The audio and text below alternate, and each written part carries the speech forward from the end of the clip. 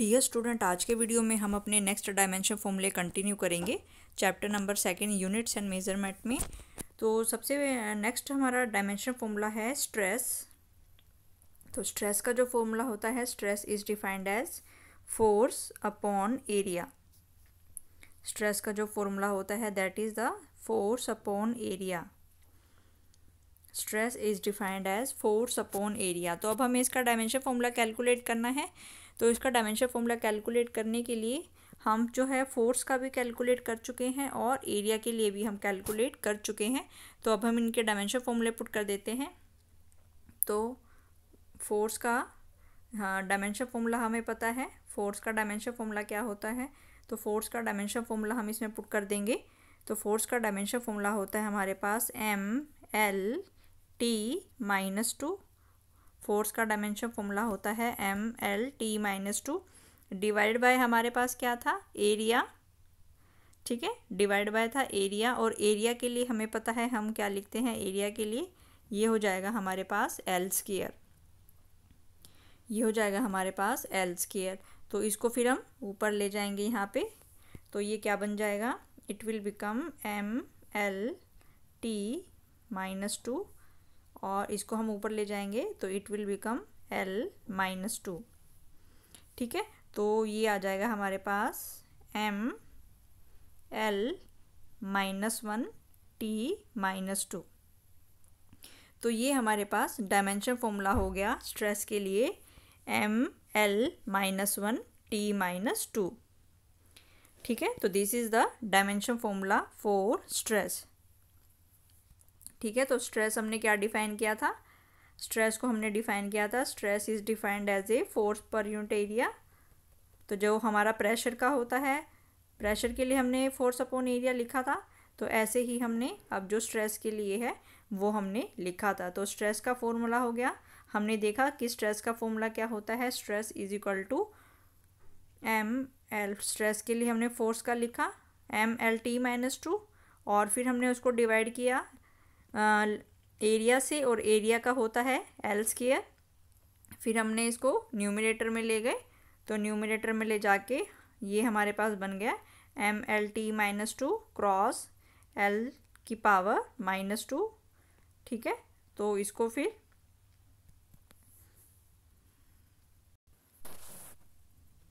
Next इसमें हम करेंगे। तो नेक्स्ट इसमें हमारा है स्ट्रेस के बाद हमने पढ़ना है स्ट्रेन के लिए। स्ट्रेस के बाद हमें पढ़ना है स्ट्रेन के लिए। तो स्ट्रेन क्या होता है? Strain is defined as change in dimension. तो स्ट्रेन का फॉर्मूला होता है हमारे पास चेंज इन डायमेंशन। स्ट्रेन का फॉर्मूला होता है change in dimension upon original dimension. Strain का फॉर्मूला होता है change in dimension upon original dimension. तो इसका मतलब क्या है? Strain is equal to change in dimension upon original dimension. तो इसका मतलब कि अगर हम यहाँ पे लेंथ को चेंज कर रहे हैं तो change in length upon original length. ठीक है, और अगर हम यहाँ पे एरिया को चेंज कर रहे हैं तो ये हो जाएगा change in area upon area. और अगर हम वॉल्यूम को चेंज कर रहे हैं तो ये हो जाएगा हमारा change in volume upon original volume. ठीक है, तो ये सारे हमारे फॉर्मूले हैं यहाँ पे। तो strain is defined as change in dimension upon original dimension. तो अब हम अगर इसका कोई भी वो डायमेंशन फॉर्मूला निकालने की कोशिश करें तो अगर हम मान लो लेंथ के लिए ले लेते हैं।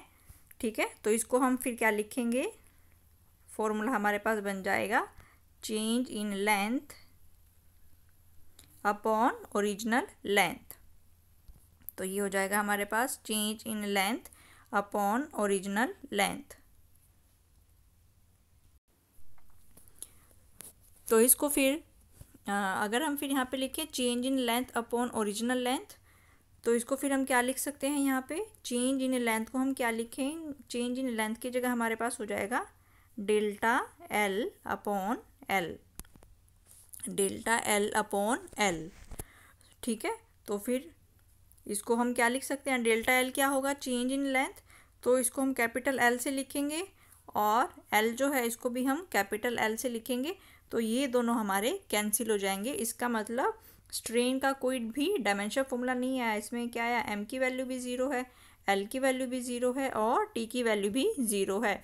तो इसको हम क्या लिखेंगे, दिस इज़ ए डायमेंशनलेस। तो इसको हम क्या लिखेंगे कि स्ट्रेन इज़ ए डायमेंशनलेस, कि स्ट्रेन का कोई भी डायमेंशन नहीं है, strain is a dimensionless quantity.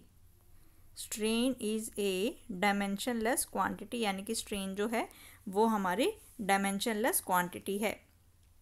ठीक है, तो ऐसे ही अगर हम एरिया के लिए करें, ठीक है, तो ऐसे ही अगर हम एरिया के लिए कैलकुलेट करें स्ट्रेन को, जैसे हमने चेंज इन लेंथ के लिए किया, ऐसे ही अगर हम इसको एरिया के लिए करें तो ये हो जाएगा डेल्टा ए अपॉन ए, यानी कि change in area upon original area. तो चेंज इन एरिया को हम किससे लिखेंगे, एल स्क्वायर से लिखेंगे, और अपॉन एरिया को भी हम किससे लिखेंगे, एल स्क्वायर से लिखेंगे। तो ये दोनों कैंसिल हो गए। इसका मतलब फिर यहाँ से क्या आया कि ये हमारी डायमेंशन लेस है, स्ट्रेन जो है ये हमारी डायमेंशन लेस फिजिकल क्वांटिटी है। तो ऐसे ही अगर हम वॉल्यूम के लिए लिखें तो वॉल्यूम के लिए हम इसको क्या लिख पाएंगे, वॉल्यूम के लिए हम इसको लिखेंगे delta we upon we.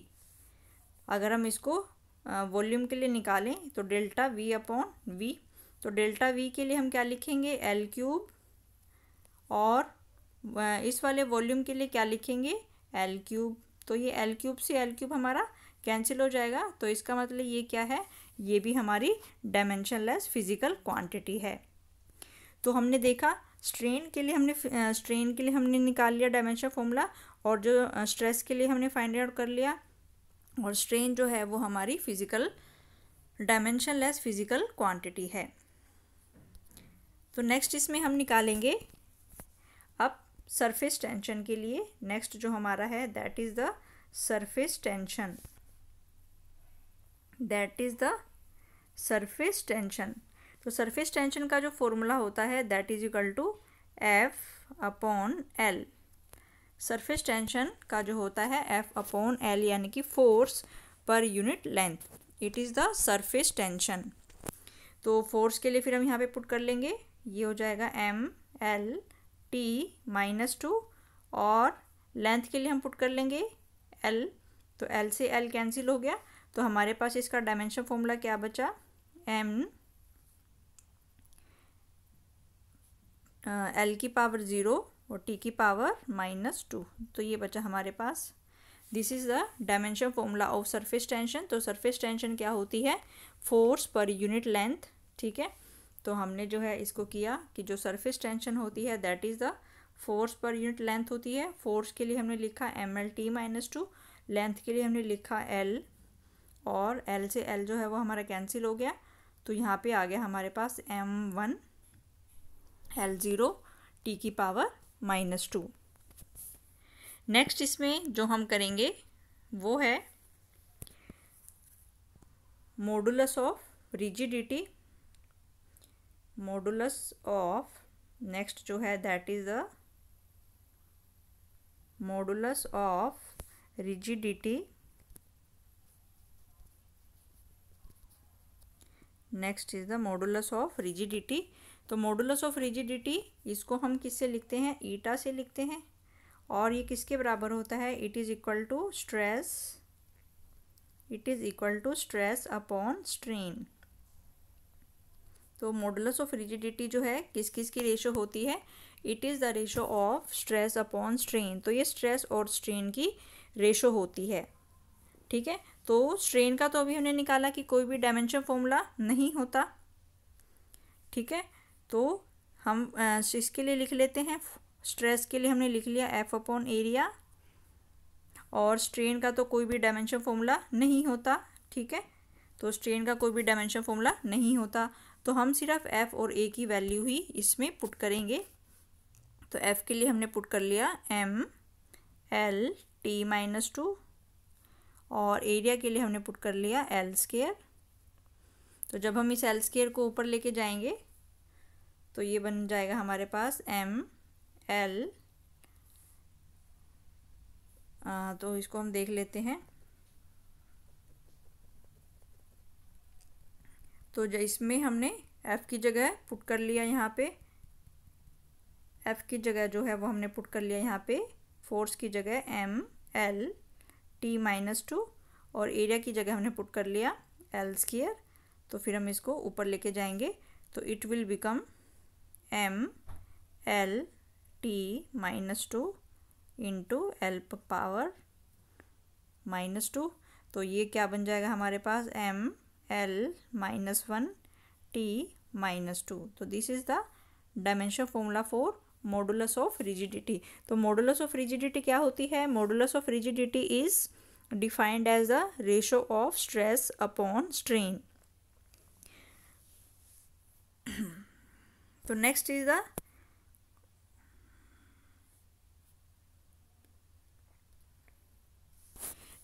The coefficient of viscosity.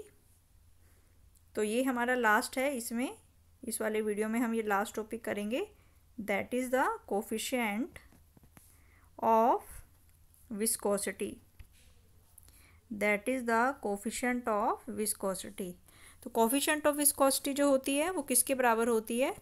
इसका जो फॉर्मूला होता है ये होता है F into D upon A into V।